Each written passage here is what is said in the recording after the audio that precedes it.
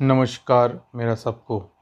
आज जिस विषय के बारे में मैं बात करने जा रहा हूँ वो विषय बहुत ही इम्पोर्टेंट है।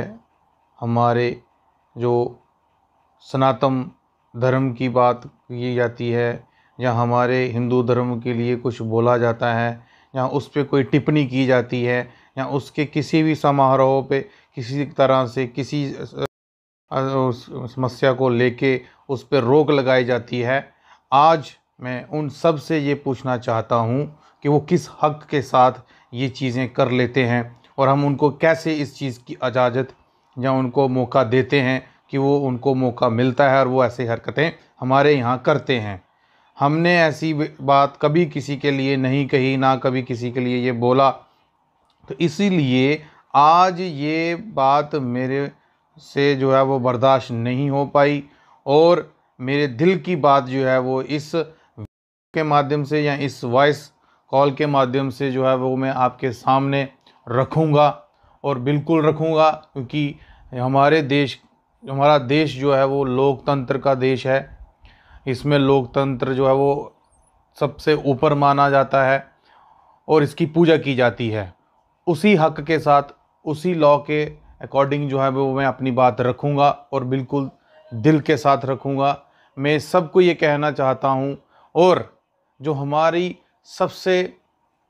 देश का सबसे बड़ा, सबसे समृद्ध, अच्छा संविधान जो है, आज उस पे एक बात मैं कहना चाहता हूँ कि वो कैसे जो लोग अराजकता फैलाते हैं, सेकुलरिज्म की बात करते हैं, वो कैसे ऐसे कर सकते हैं। ये बहुत ही अब विचार करने वाली बात है। जैसे आप सब जानते हैं कि जब कोरोना के समय में कुंभ का मेला जो हमारे शास्त्रों में एक बहुत कई सालों के बाद आता है, उस पे टिप्पणी की गई तो उस पे हमें बोला गया। उसके बाद फिर कावड़ यात्रा के ऊपर, जो कावड़ यात्रा हमारे जो भोलेनाथ की लोग करते हैं, श्रद्धालु करते हैं, उनके ऊपर भी टिप्पणी हुई। फिर वो मामला सुप्रीम कोर्ट में गया और उस पर रोक लगाई गई। तो भी हमने इन चीज़ों को वो किया कि नहीं, हमारी जो अदालत है, हम उनके फैसले को सर आंखों पे रखेंगे और उनकी बात को मानेंगे। हमने कभी वो चीज़ नहीं कही। पर आज की डेट के अंदर जो केरल के अंदर हुआ है, उसकी जवाबदाही कौन देगा? जब आप उस पे इतनी सारी टिप्पणियां करते हैं, इतना सारा बोल सकते हैं, तो अब कौन इस चीज़ का जवाब देगा? अब वो जनता कहाँ है जहाँ उस केरल के जो अधिकारी हैं, जहाँ वहाँ के जो बड़े बड़े नेता हैं, जो बड़ी बड़ी बातें करते थे कि अगर ऐसा हुआ तो हम ये कर देंगे, और कोर्ट ने भी कहा था कि अगर हम ऐसा करेंगे तो अगर ये ऐसी कोई रिज़ल्ट बन के आता है कि अगर ऐसी कोई आपदा बनती है तो हम इसके ऊपर एक्शन लेंगे।